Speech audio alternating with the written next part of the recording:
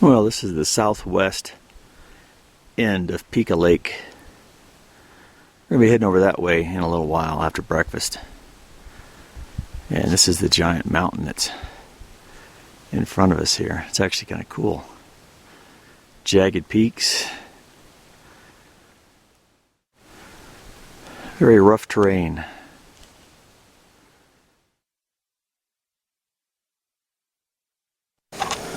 Alright, what's for breakfast, Jerry? Granola with bananas and milk. One of my favorites. It's big. Is that hot or cold? I'm going hot. Hot granola. I'm going hot. Well, we're leaving Pika Lake and we're heading back up toward Duck Pass. Well, good morning. We're leaving the Duck Lake, Pika Lake region. We're working our way around into Duck Lake right now, and we have to regain that altitude we lost to get down here. We have to go back up to Duck Pass, which is 10,800 and change. We're down about 10.2 or something right now, so Duck Pass is over my left shoulder. So we're going to get back up there again. Then we're going to take a trail that goes from here around toward Purple Lake. It's a gorgeous morning, sun's out. But with the sun comes that heat. And we can feel it already. Start of about a 6-mile day, not too bad. Just see how many ups and downs we get. Whew. Sweating already. Well, we're traversing the ridge, heading down toward the outlet. Dave and Mike are down there ahead of me there. We're heading down toward the outlet. There's a Pika Lake over in the distance. That's where we were last night. And this is all of Duck Lake. And we had to climb that ridge to get back up to Duck Pass. That kind of sucked. We had to go back up to 10.8.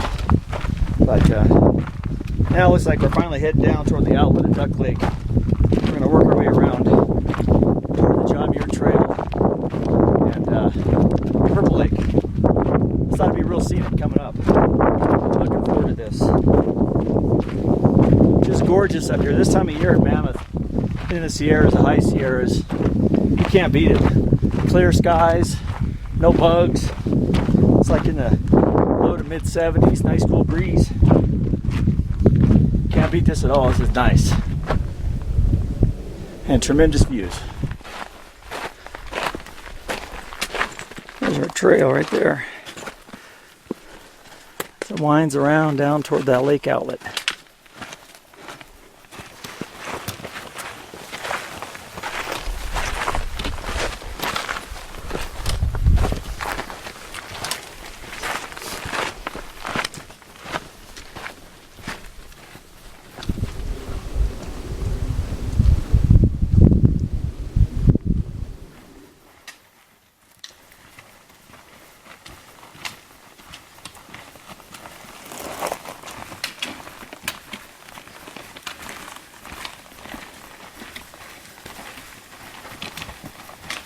Well, we're working our way down from the far end, the far south end of Duck Lake, and we're working our way to Purple Lake. We're about 2.5 miles from Purple Lake.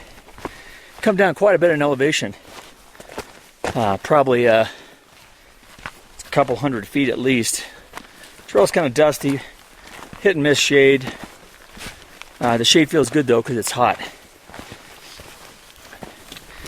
So hopefully here in another maybe hour, maybe 2 at the most, we'll be at Purple Lake and maybe we'll set up a camp there. We might continue on to Ram Lake. We don't know. We're going to play it by ear. Well, this has been tough here. We were at the junction down there. We started way over on Duck Lake, Pika Lake, worked our way down, came down this ridge, and now we got to hump this hill in direct sunlight. And this is sucking all the energy right out of us. There's some big clouds up ahead here. Hell, I wouldn't care if it rained. But this is tough. I don't know. We're heading to Purple Lake. Ran into a guy who said it was only about an hour from there. 3 minutes. We go up another 100 feet. So That's all I could do. probably 45 minutes we'll be there, but boy, we're earning it. This is the hard part right here. We're almost at 10,400 feet. And this is hard. Well, we got a pretty good view off that way to the west. And we're working our way finally down this downhill stretch toward Purple Lake. It seems like it's taken forever to get here. Last check, we had just a hair over a mile to go. And we still don't see it. But the trail's in front of me here. I'll show you what I'm looking at. Everybody's in front of me. Looks like a pretty dramatic drop down below. Hopefully we don't have to go all the way to the bottom of that, because that means in a couple days you're going to have to come back up that. So we'll see, I guess. Maybe around this corner we'll be able to tell where Purple Lake is. Maybe it's sitting in a basin right here, I hope. Well, this is the last half mile of our trail down to Purple Lake from Duck Lake, and it's a broad valley down there. You can hear water flowing.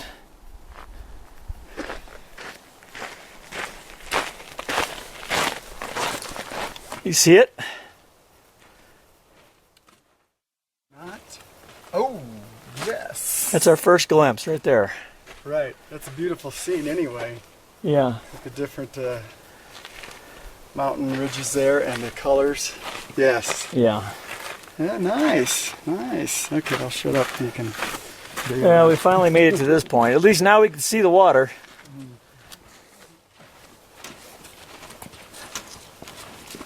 Show me the water. Yeah, it sounds good. Hell, I might even jump in.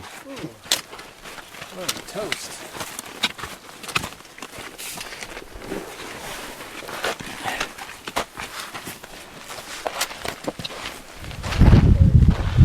Alright, well, we're working our way down toward Purple Lake. We finally reached it. We got a little ways to go, but we can see the water and it does look refreshing.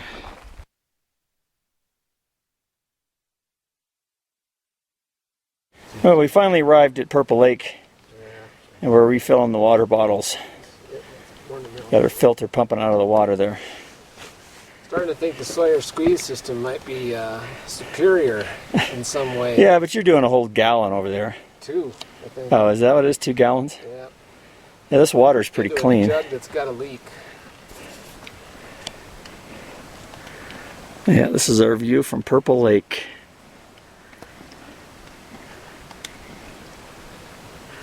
There's supposedly some big fish in this lake. I've seen quite a few jumping already. It's a little hazy and smoky that way, but other than that, it's not too bad. Ram Lake is up that way, and the Glendine Lake, so we might head up that way tomorrow on a day hike. We're not sure yet. Well, this is our camp here at Purple Lake. It's not the best of camps, but there was only one other camp that we saw. We passed it to get to this one. Gotta admit, it's pretty big. There's a Mike's tent over there. We have a nice little cooking area. Dave is like he's cooking up there. Dave's got his tent down here. And I'm back over there. Hopefully, I'll be okay with that. It's a pretty location. Just a little bit soggy on the bottom. Not too bad. Just a little bit. I have a little plastic ground sheet, so I'll be okay. But there was a notice saying there's a ranger here. Oh, there's a deer. There's a deer coming.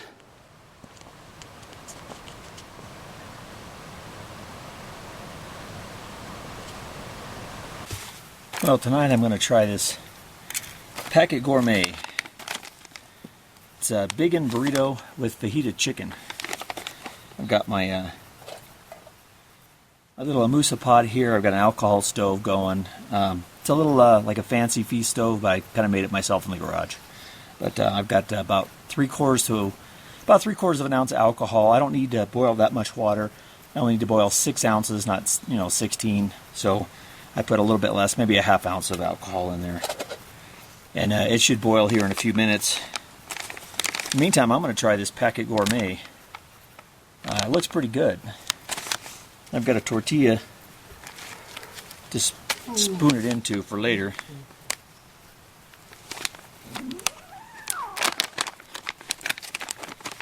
So let's see what this comes with. Looks like a little pack of Cholula hot sauce. It's got some directions. And then my little chicken fajita mix. Gotta get rid of this little desiccant. Keeps it nice and dry, keeps the moisture content low. What I'm going to do is once this starts to boil, I'm going to put it inside the pot cozy. I'm going to mix this in, and then according to the directions,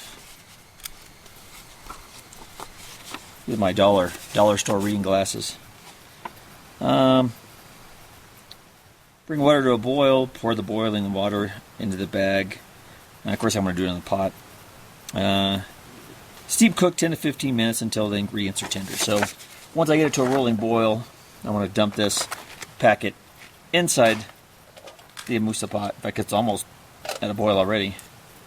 Let it sit 15 minutes, then I'll come back and I'll use my spoon here, and we'll have some of this Biggin burrito with fajita chicken from Packet Gourmet. That'll be pretty good. Well, it's only been just a few minutes, and I'm already at a rolling boil here. So I'm going to go ahead and pull this off. I know this is going to be hot. Use my little pot grabber here. Put this inside. And this is going to be burning for a while, so I can't just abandon ship here. Get that down inside there.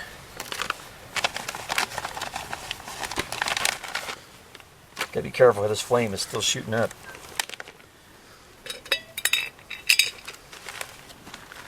Pour in my fajita chicken mix. Stir that up a little bit. If I don't singe the hair off my arm here.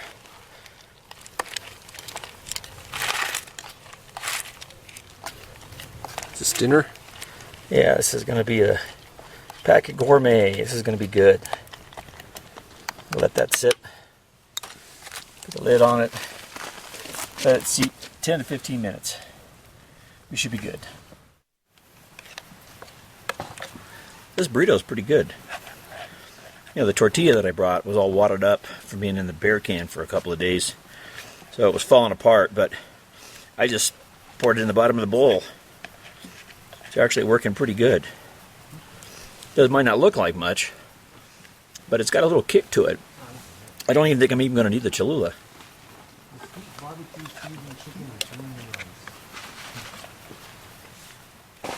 Hell, I'd eat this at home.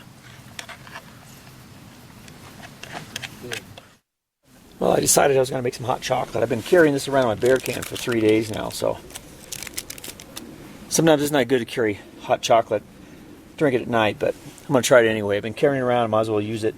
It's probably going to taste good. I'm using a little Foster's pot. I put about maybe 8 ounces of water in there. And I don't know if you can see it inside there. It's like a little mini Esbit cube in this little small little wire cage. And that's actually a tea light base that it's sitting in. And it's, you know, not enough to get it to a rolling boil, but it's enough to heat it up where it'll be warm enough for some hot chocolate tonight. And then when I'm done, I'll put this inside the cozy, stir it up, let it sit. I'll be styling for some hot chocolate tonight.